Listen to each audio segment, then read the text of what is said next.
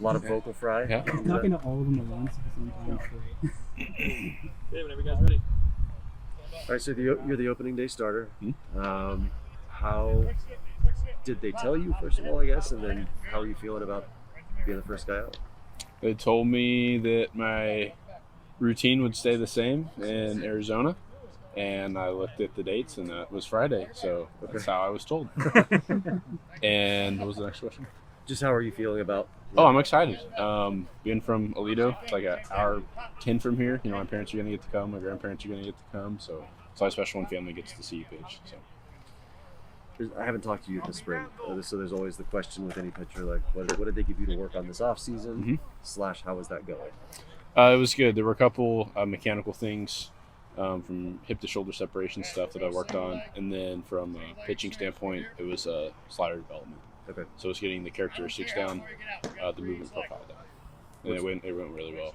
Not to get overly nerdy in question 3, but like, what sort of movement profile are you looking for?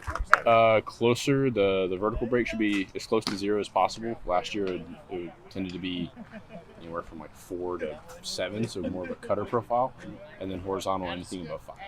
Okay, so more like the sweeper that they like John Gray has been doing. Correct. I mean, a sweep could be 10 horizontal or more. Mine's probably not going to get that because my arm slot's different. So. Gotcha. Okay. Yep. What are you looking for an innings workload this year? Do you have kind of a set amount, or just like a general barometer, or anything specific?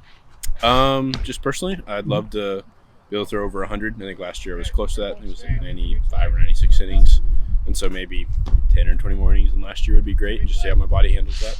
Yep.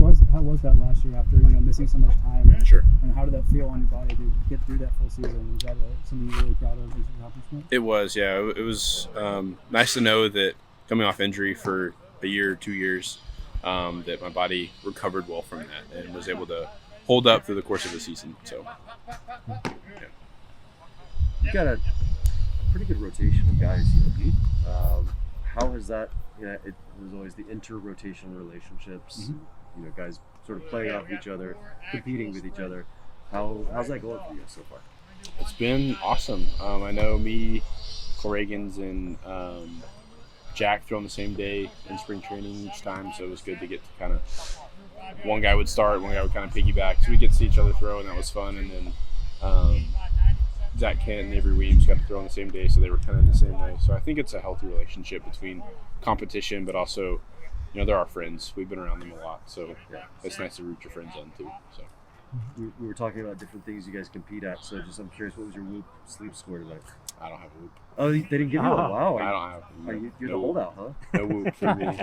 My wife, she lets me know if I've slept well or not. So. You got a wife. All right. Yeah. That's all you need. Are you giving Jack any grief about the Jack Pack ticket promotion that they're putting out Saturday night? I haven't. No. Is that? I don't know, this might be an uncomfortable question. Is that weird? I mean, you got a bunch of guys that have been in pro ball for a while, and then here comes this kid, right? Like, this is his first pro start.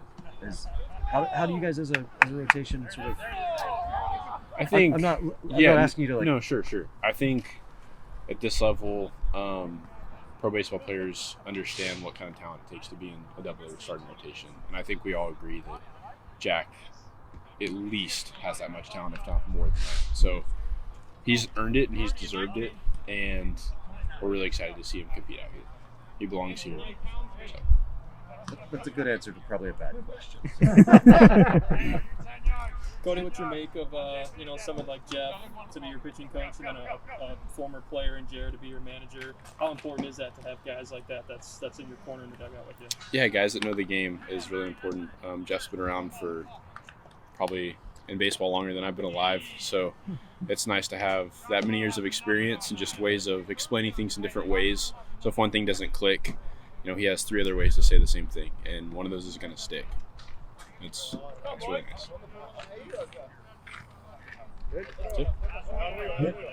All right, thank y'all.